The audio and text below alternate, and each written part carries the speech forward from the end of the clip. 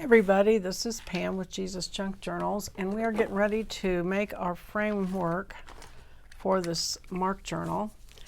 So let's see, the pages of the journal are 5 1/4, and let's see, I always have to refigure this. Let's see, so they're printed out 10 1/2, 8. The sheets is printed, and then they're 2 pages. So 5 1/4 by 8. Okay. The pages of the journal are 5 1/4 by 8. And so for the cover, I like to add a 1/2 inch on the edge. And so that makes my cardboard that I cut needs to be, if that's a 1/2 inch, needs to be 9. And then 5 3/4. I could just make it 6, and which I think I will. 6 inches.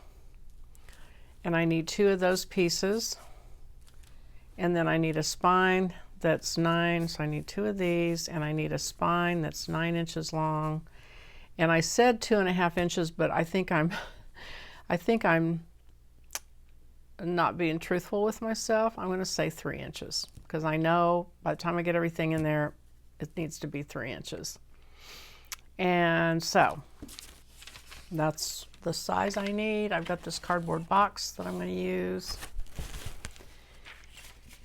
You can use cereal boxes and glue them together, which is what I used to do, but one of my friends used a cardboard box and it seemed to work out fine, so I've been using that in the last couple journals. In order to get a square, I think I'm going to use a piece of paper as a pattern.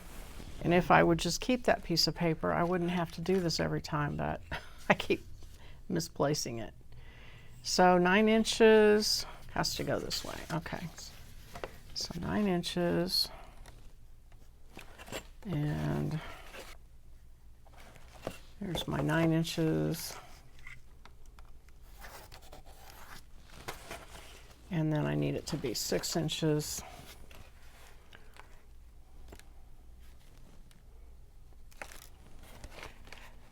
This way I have a better chance of my corners being square, because if I just start measuring in the middle of that cardboard, it may or may not be square. All right, so that would be the size, and then my spine needs to be 3. Let's see, yeah, it's not going to be 3. All right, so what I'll do is cut this out, trace around it. I might as well go ahead and pull this all the way apart. And then I'm going to go ahead and break it in half so it's easier to handle. And then I'll put this one on this side. I was just debating whether it helped me to put it on an edge, but I'm going to go ahead and put it in the middle. By the time I get done using a ruler and everything else, it's never perfect, but it is a junk journal, so there's that. And then I'm going to use just an X-Acto knife and a ruler to cut this. This is sort of the part that's not so fun, but it's got to be done. And if you do use an X-Acto knife, use a sharp blade and cut it. It's better to cut it through 3 times than to try to press really hard and cut it with one cut. Just be patient and work your way through it, and you'll be safer. Make sure your X-Acto knife is tight. It's not hard to do at all. You just take your time.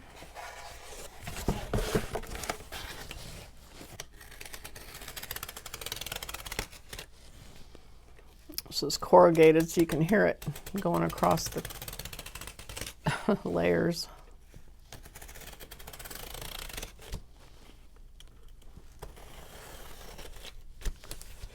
And then this side.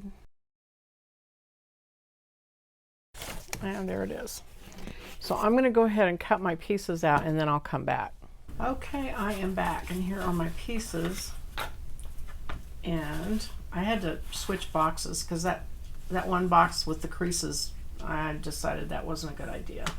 So I got another cardboard box, so they're a little bit different color. So I'm going to line these up using this cutting board as sort of a guide. And you want to leave spaces in between these so that they open and shut really easily. And I'm going to say even 1/4 of an inch. I used to not leave that much, and I was worried about it being too much of a gap. I think it's worse to have not enough than too much. That's my latest opinion. So get them lined up. I'm going to use wide masking tape, and this is going to make them move, and I'm going to have to realign them, but that's just the way it goes. So I'm going to use this PVA glue that I've been talking about on the videos. It's made by booksbyhand.com. It's also on Amazon, and it's made for bookbinding, and so it doesn't have acid in it, so it's archival. The thing is, I don't know if my cardboard's archival, so I'm not going to say that this journal will last 100 years, but that might be just fine.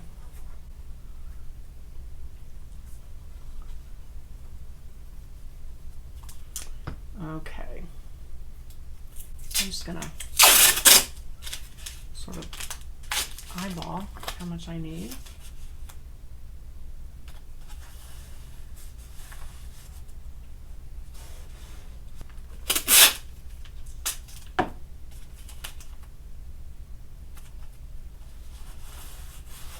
I try to be quick so I don't touch it and move it around.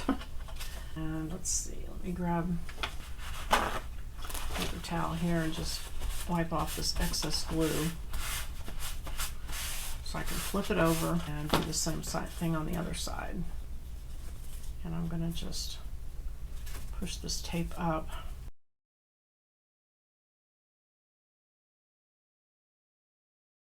And there we have the frame, and it folds like it's supposed to. So now I'm going to figure out what I want on the cover. So I'm going to pull out my fabric, because it's kind of going to be a set of journals, I would say. It's Matthew, Mark, Luke, and John, hopefully. And I've got Matthew done, and I picked a fabric for it. So I'm just going to do the same look, only a different fabric. So let me get my fabric out and check it out. And this is, I think that's the one I used for Matthew. In fact, I know it is. And I like this one a lot if it's big enough to do. Yeah, it is. Okay. I know I want that on one of them. I might as well use that on Mark. And so I'm going to have this, and then I'm going to use the baby blanket liner that I always use. Oh, I think, I've got this weird white felt that's got sparkles in it that I've been using too. And I think I'll go ahead and use it just to use it up. So what I'm going to do is take this, just make sure I have plenty.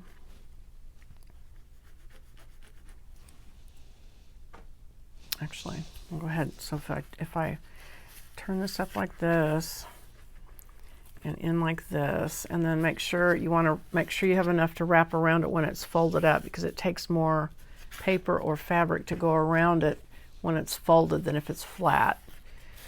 So I'm gonna go ahead and do that right there. And actually, I was gonna tear it, but I've had a couple of fabrics here lately that when I tore them, they were crazy short. So I'm gonna just go ahead and cut it. It takes a little longer, but at least I know I won't run out of fabric. Okay.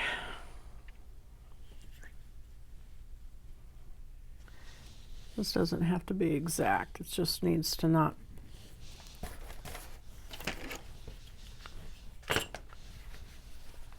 be like a 1/2 inch short when I get done. So I'm just going to grab the scissors and just aim for the mark. And you know, I have fabric scissors, but I put them away so they don't get accidentally used on paper, and then I end up not using them for fabric either. And I'm going to use this cutting board here. Looks like this mark here will work. So I'm just going to aim for that. I could probably chew it with my teeth faster, but you know. Okay. So there's my cover fabric. So then I need the felt to be that size. I want the felt to just kind of be the same size as the cover.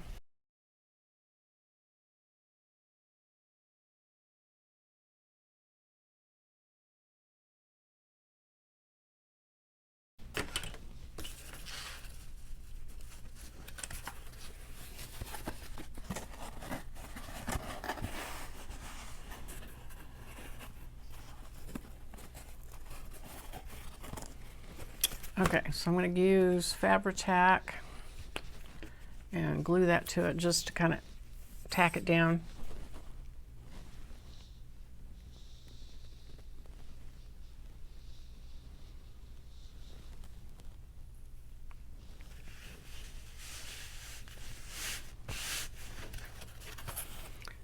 Fold it, make sure. See how it needs to slide this way. Okay. All right, so that'll keep it in position. And then I'll take my fabric, which I should probably iron, but I'm not going to. And I'm going to glue it. Just wrap it to the inside and glue it. I always end up doing it different ways on the corners because I don't want it all bunched up at the corner with a bunch of fabric. But if I trim it, which I think I did on the last one, if I'm not careful, I trim it too much. Come on now.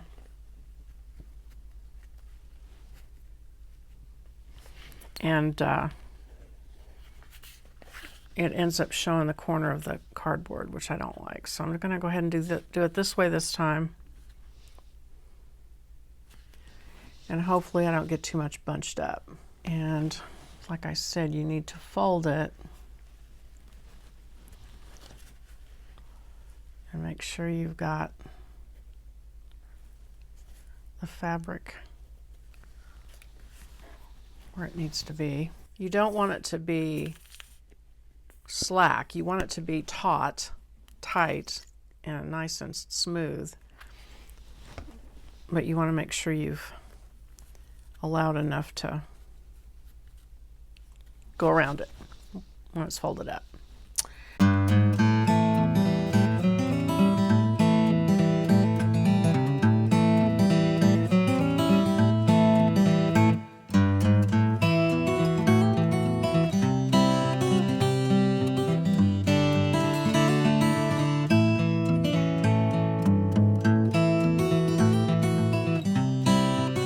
going to clamp it.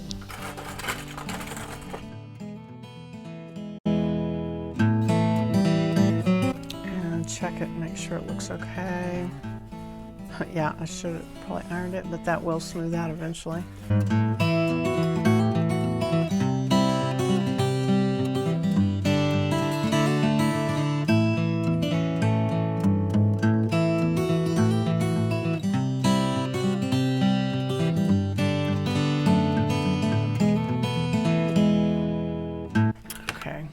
Fabri-Tac dries really fast, so those clamps don't really have to stay on that long. And so now we are ready to sew the signatures to the inside spine. So what I need for that, I am going to use a piece of cereal box or something similar, piece of chipboard, thin chipboard, and I'm going to sew my signatures to it. So I'm going to set this aside so it can finish drying and get myself a piece of chipboard.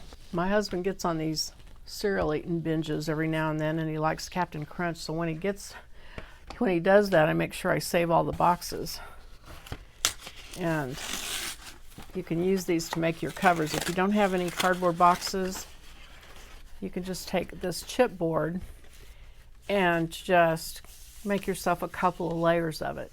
Just glue it together so it's a little stiffer and use that for your frame, and it works fine. And I'm just going to use scissors and cut this flap off here. And I might as well just cut this off, it's easier to handle. See, this is when it's good to have dollar scissors. I don't mind cutting cardboard with it. Okay, so what I want is a spine that's a little bit smaller than the spine for this framework, which was 3 inches by 9 inches. So I want it to be like 2 7/8 or something like that. Just a little bit smaller. And I want it to be 9 inches long. And actually, do I want it to be 9 inches long? I don't want it to be 9 inches long. I want it to be 8.5 inches long. So 8.5. So just a little bit shorter than the framework is kind of what I'm doing. And you can always chop it off. 8.5. So it doesn't have to be super exact, just kind of close. So I'm going to cut this. And this is what I'm going to sew the signatures to. Somebody asked me the question, so I've been answering this question now ever since. It's been many, many journals ago. But just in case somebody's wondering, why don't I just sew the signatures and this all at one time? Some people do. I just don't. I like to be able to handle these signatures individually and do what I want to do to them. Add things, sew things, glue things before I do that final commitment where they're sewn to a spine. So then you arrange your signatures. This is number 1 because it's got the title page on it.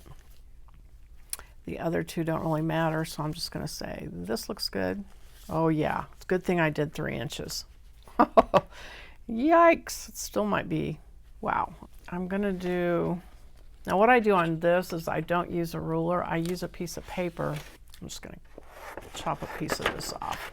And what I do is, I know I've got 3 signatures, so I know one's going to be in the middle. So what I do is I mark this like that, and I fold it in half, and I know that that is where the middle signature is going to go. And so I just use this piece of paper as a guide and mark that. So then you want the 2 signatures to go where you want them to go, but you don't just divide this in half because it's hard to explain, but you're going to have half of this signature and half of this signature and then the other half of this signature. And so it actually needs to move over this direction a little bit, if that makes sense. The way I drew that. So picture your signature. It's going to have half of the pages coming on this side where you stitch it. The other half of the pages go on here where you stitch it. Then this signature, half the pages go here and half the pages go here. And then this signature, half the pages are going to go here and half go here. So you kind of want them like that, if that makes sense. They're closer to the outside edge. Just trust me, that's just the way it needs to be. So I'm going to go ahead and use my little illustration and use that as my mark, and then over here I'm going to just do that so it's exactly the same, just for fun. Down here and down here, and then those are my lines that I'm going to sew the signatures on. All right, so I'm going to get my thread out, get my needle out.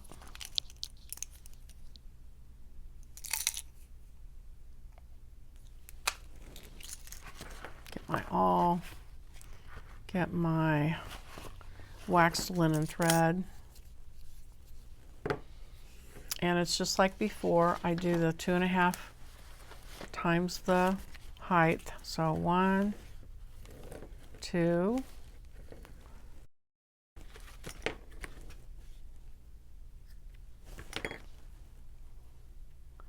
mash it with my thumbnail, and it goes right through the eye of this upholstery needle. And now I don't use the same holes because I feel like it weakens it. So what I do is, we'll start with this first one. I lay this on my cardboard, and I'm going to center it, so see how there's just a little bit sticking out at the top and a little bit at the bottom. And I can see where my holes are that I did last time. And so I'm just going to mark, I'm trying to do this so you can see it. I'm just going to mark a little bit off of that.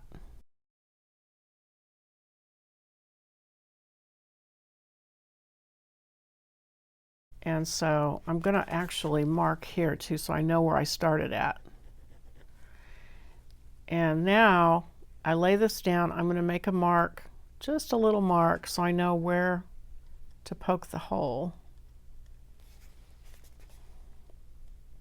Is I'm going to go ahead and hope that those offset. I mean, if they hit the hole in the exact spot, then it is what it is. So I'm not going to worry that much about it. But I'm going to take my second one, and I can see here, I'm going to go ahead and take this mark across. It doesn't have to be exact. So I'm going to line this top up with that line and lay this down and mark where those little marks are. And they are offset from the other holes, so that's good. And then go to the center. Put my little styrofoam there. And I can see where the mark is, so I'm going to go ahead and mark that, that, and that. So now that one's ready. And then the third one, I will lay it here, line it up with that top line, and make my little marks where that lines up with that mark, that mark. Woo, hang on. It moved. Okay. There, there. And actually, I'm going to mark that better because that's kind of a busy pattern. I want to make sure I get the right one. And here. Okay. And then take my styrofoam for the last time. Find the middle. Flip it over. There's my mark. Make my hole. Let's see. There's my other mark. No. There it is, right there. And here. Okay. So I've made those holes in that. So let me come back to the very first one. So now you know where your holes are on here. So now you punch your holes all at the same time here. Now here's where you also want to decide again, do you want your string to start in the inside so that you have ties to put charms on and things, or do you want them to just not show at all? I prefer to not show them. So I'm going to come from the back again. So I'm going to take this and I'm going to put it right up here in the very middle hole of that first line. And I'm going to line it up with this hole and poke it through. We're going to do our little figure 8 again, no big deal at all. Pull that out. A little hard to keep all the pieces and parts together, but so now I'm going to pull it and leave like that much of a tail. And I'm going to put this through here. And I'm going to put it through the middle one and pull it. And I'm going to go ahead and pull some of that slack out of it. So now you've got to poke it through your signature. And this is again the tricky part. You don't want to snag that thread. So I kind of aim it at an angle slightly if I can, and hope that I don't hit it. I think I got it. I mean, I think I made it without snagging it. And then you come up here, poke it through this third hole, and poke it through the third hole of that, and you're done with the first one. Take your needle off, pull it super, super tight, and tie it. You want to tie it, pull it to that middle part when you tie it. Turn it around one more time, like really tight. And pull it to the center. And I'm going to do my 3 knots and cut it off.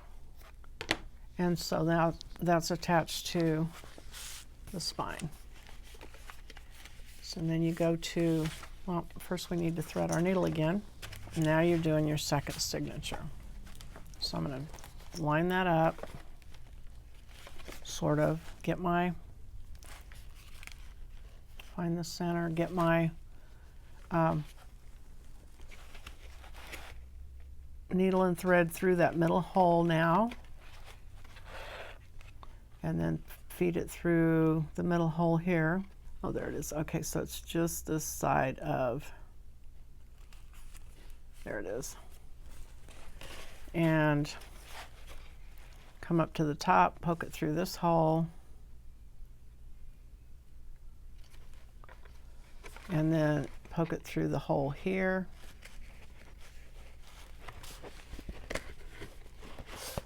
I'm going to pull it so that it's got that much of a tail. Then put my needle back through there. I'm going to go up here, poke this through here, put that through that hole, pull the needle off, grab the 2 ends, pull them real tight, tie my little 3 knots. Now we've just got one more. Oh, the other thing you want to make sure you do is be sure you get your signature right side up. With all this stuff in it, it's easier to see whether it's right side up or not. But if you take everything out and you've just got pages, it's really easy to get it upside down. I've sewn them in upside down a couple of times. That's no fun because then you have to do it all over again. Okay, so you take your spine, put your needle up through that middle hole, find the middle, come back here and put that needle through that hole, come up here,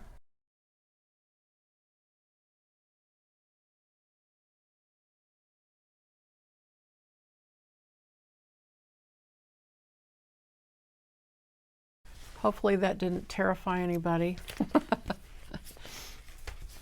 And now this is ready to glue into your frame.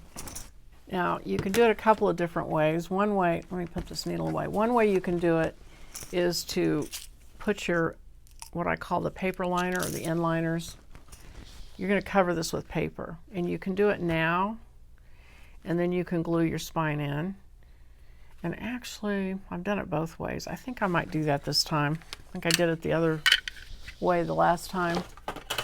So that means I need to pick out paper. Okay, I'm just going to use some very plain neutral paper. Let's see, so this is 9 inches. So I need it to just barely come down, so like 8.5 is what I need it to be. I'm going to just take it to there, and I'll use washi tape in the hinge. So I need it to be about 5 3/4. So I need it to be, what did I say, 8.5 by 5 3/4. Okay, so let's see if it worked.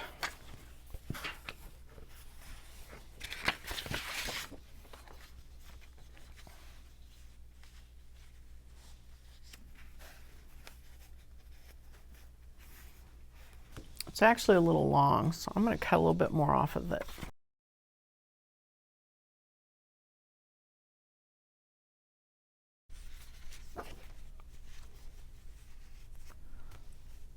Yeah, that's better.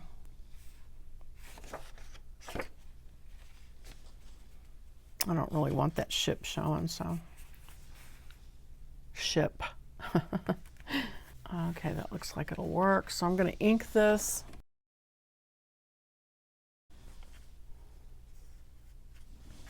Okay, so I'm going to use Fabri-Tac, and I'm going to glue this down just a little bit better. It's kind of floppy. I don't want that.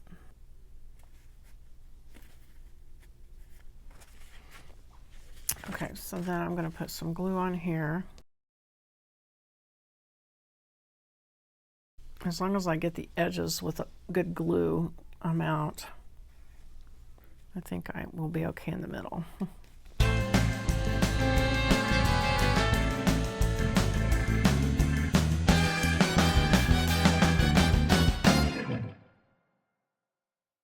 Okay, now we've got that on there. So now I'm going to take washi tape after I glue the spine in. So I've got this done, and now I'm going to take this and glue it in. And I'm going to use this glue. So I'm going to center it top to bottom and side to side. And I'm going to push it down. Just kind of hold it for a little bit and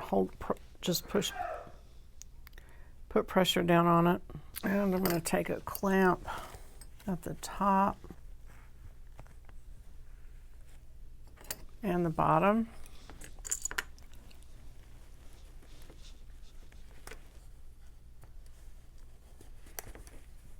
Well, that's still drying, but I'm going to come back and show you what I'm going to do. I've got these spaces now between these signatures, and that might seem like a lot of space, but that's to make up for all the content. So you just want to take some pretty washi tape and get one that's the right width, or you can do two widths if you want. Tim Holtz tape might be just the thing. I think it will go down in there maybe, hopefully. So I'm going to cut that.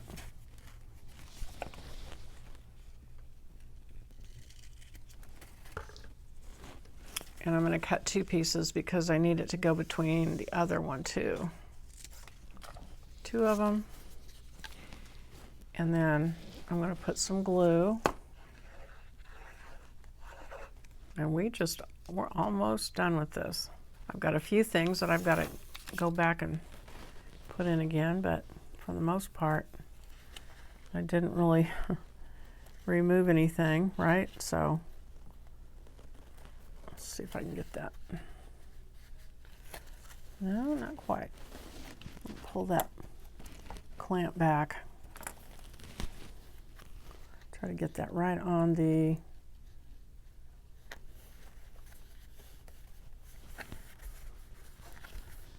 edge. If I can split the difference just right, I think this will fit perfectly. And go ahead and take this clamp off. And I think I'll trim that back just a little bit, just a tiny bit. And then let's see, where'd the other one go? Here, okay.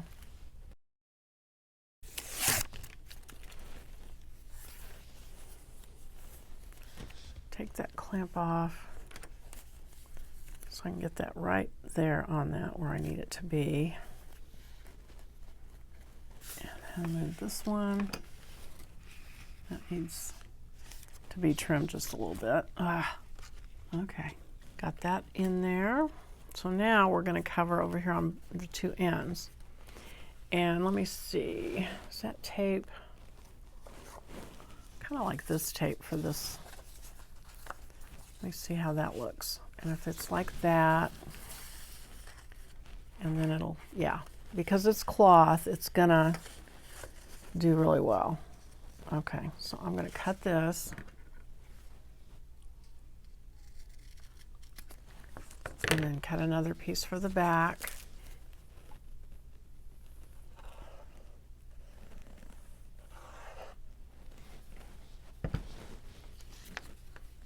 And this, because it's linen, it's fabric, it's going to be flexible. and it will go in that groove, in that fold, and work fine, I think. Okay, so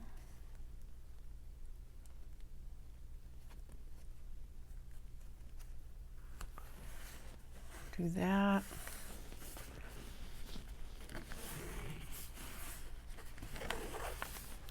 Okay, I'm super happy with this new tape of his. Okay, and then it folds just fine. Great. Okay, so then the back, I'm going to put the glue.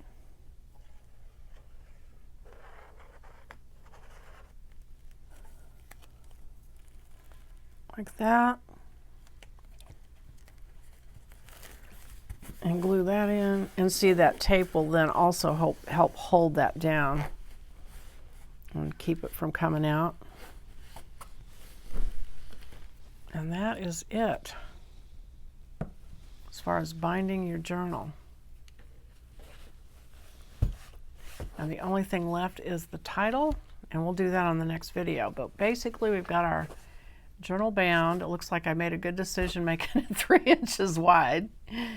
And so anyway, that's it for today. I hope you enjoyed watching that, and I will see you on the next video. Bye-bye.